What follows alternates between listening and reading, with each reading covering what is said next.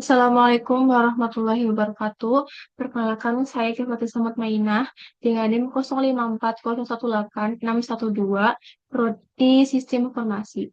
Di sini saya akan melakukan praktik mata kuliah pemrograman berbasis desktop. Sebelumnya mohon maaf, di sini saya hanya akan menjelaskan kode programnya saja tanpa harus membuat dari awal, karena mengingat juga dengan waktu yang terbatas hanya maksimal 15 menit. Oke, kita langsung ke kode programnya.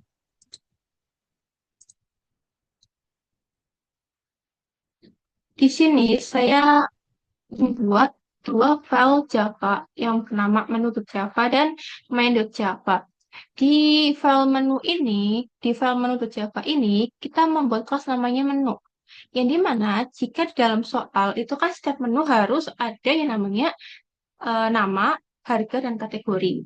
Nah, di sini saya menambahkan eh, masing-masing seperti nama, harga, dan kategori disertai dengan tipe datanya. Kemudian di sini saya juga menambahkan ID untuk memberikan suatu keunikan sendiri untuk masing-masing menu. Kemudian di sini juga ada konstruktor. Ya, kemudian di sini saya juga menambahkan metode. Menu tampil itu menampilkan daftar menu yang ada di restoran tersebut. Kemudian di sini saya juga membuat metode namanya hitung total harga yang dimana nanti akan mengembalikan suatu nilai dalam bentuk tipe data tuh double, yang dimana perolehannya itu dari harga dikali dengan jumlah. Oke, kita langsung ke file manager.java-nya. Kan kalau semisal di Java itu kan berarti eh, prinsip prinsip pemro object oriented programming itu kan membaca kode program dari atas ke bawah. Nah, di sini saya belajar bagaimana benar-benar membuat data yang terurut gitu. Misalkan dimulai dari membuat data menu, kemudian bagaimana menampilkan data menu, kemudian bagaimana user menginput pesanan, menampilkan detail pesanan, sampai dengan proses perhitungan. Misalkan di sini kita membuat data menu restoran. Di sini saya menggunakan array ya, menggunakan array untuk membuat data menu restoran. Jadi mana ketika menggunakan array itu kan ada indeks ya, ada indeks. Jadi mana indeksnya itu dimulai dari angka 0. Nah, di sini saya sudah pasti ingin menambahkan data dalam array itu 10, maka saya langsung menyebutkannya di sini 10 gitu. Kalau misal teman-teman belum yakin dengan data yang mau dimasukin itu berapa, tidak usah ditulis juga tidak apa-apa. Oke, kemudian setelah membuat data menu restoran, selanjutnya kita akan menampilkan daftar menu itu sendiri. Nah, di sini saya kategorikan untuk eh, masing-masing cat, masing-masing menu restoran. Ketika saya di sini membedakan antara makanan dan minuman. Nah, misalkan di sini untuk cache makanan, eh, kode program ini itu dibaca jika daftar menu dengan indeks 0 itu dikategorikan sebagai makanan, maka eh, daftar menu dengan indeks 0 itu akan ditampilkan. Seperti itu. Itu juga dengan yang minuman.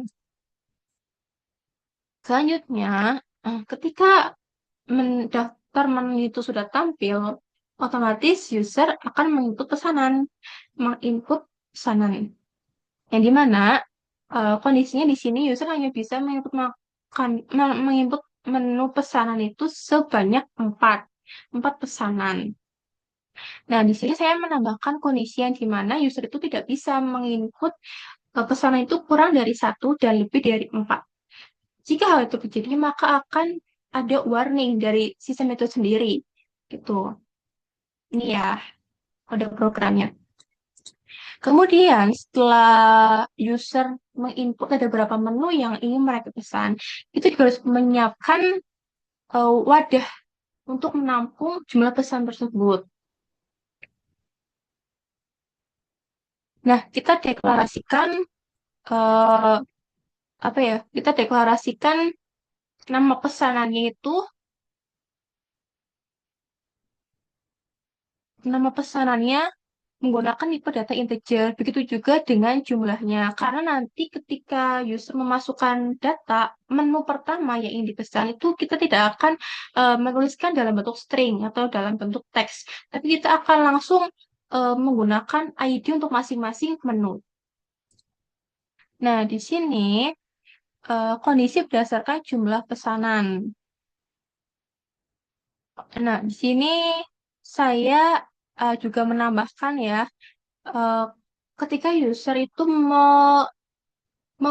memilih menu yang ada di daftar pesanan. Tapi ketika user itu menginputkan nomor menu yang tidak ada di dalam pesanan, itu sistem akan menampilkan bahwa pilihan tersebut tidak valid. Seperti itu. Kemudian setelah user memasukkan menu, selanjutnya di sini saya juga membuat bagaimana pesan tersebut dapat didetailkan, akan dibuat ringkasan pesanan. Di mana saya di sini membuat kode program menggunakan switch case.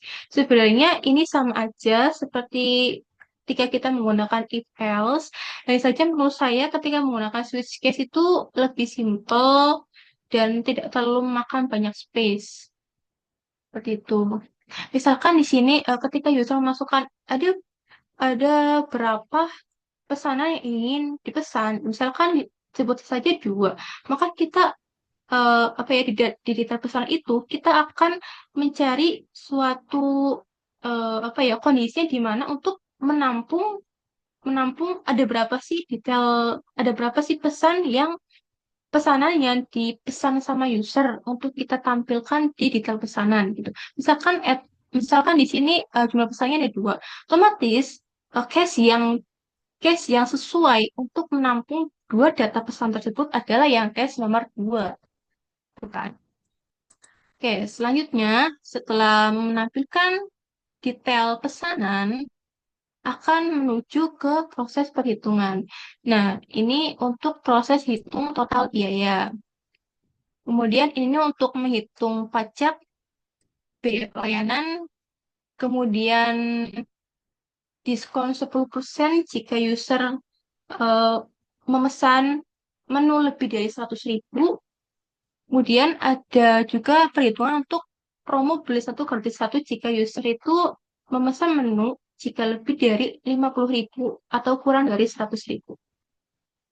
Nah, di sini untuk perhitungan untuk total akhir.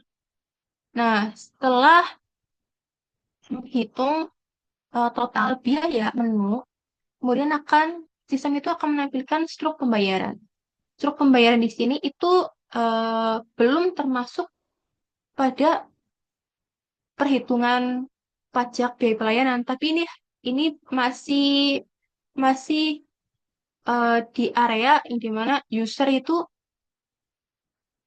ya dimana perhitungannya itu adalah eh, nama pesanan dan jumlah menu yang mereka pesan gitu.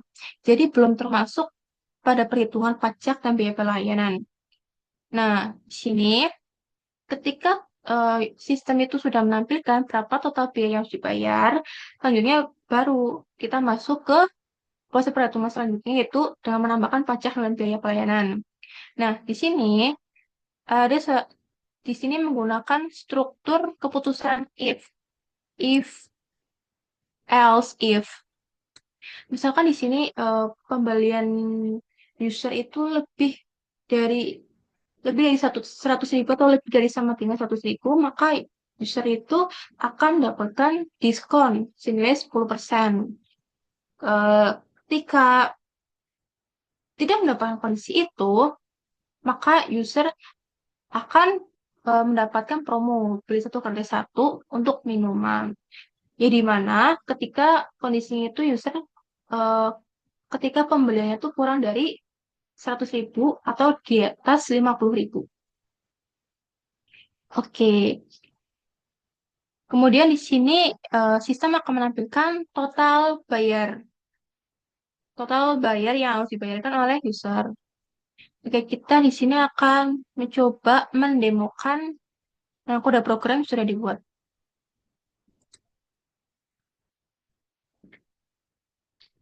Misalkan di sini saya ingin mengecek jika user ingin memesan menu yang kurang dari satu ataupun yang lebih dari empat, misalkan nol. Nah, maka kita akan menampilkan warning seperti maaf minimal harus memesan satu menu. Kalau semisal memesan lebih dari empat menu itu ada misal lima. Nah, juga akan muncul warning ya seperti maaf maksimal hanya bisa memesan empat menu. Oke, kita lanjut.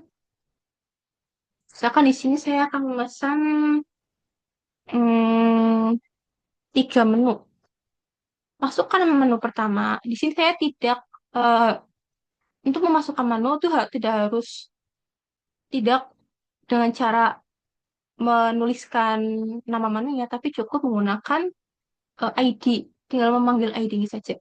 Misalkan menu pertamanya itu yaitu menu pada nomor satu. Jumlah pesanannya ada satu.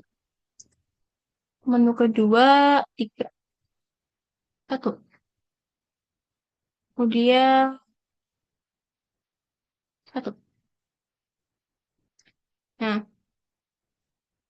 maka akan muncul ya bagian detail pesanan, struk pembayaran, dan total bayar yang harus dibayar. Oke, misalkan di sini saya akan ulangi lagi ketika user memilih menu yang tidak terdaftar di daftar menu. Misal, oh, misalkan ini kan daftar menunya hanya pada nomor 1 sampai 10. Kalau misalnya kita masukkan misalkan nomor 11. Nah, maka sistem akan menampilkan bahwa pilihan tersebut tidak valid. Seperti itu. Oke, mungkin sekian eh, untuk presentasi pada praktik tugas satu mata kuliah pemrograman berbasis desktop. Mohon feedback dari ibu tutor maupun teman-teman yang sudah menonton video ini. Terima kasih. Wassalamualaikum warahmatullahi wabarakatuh.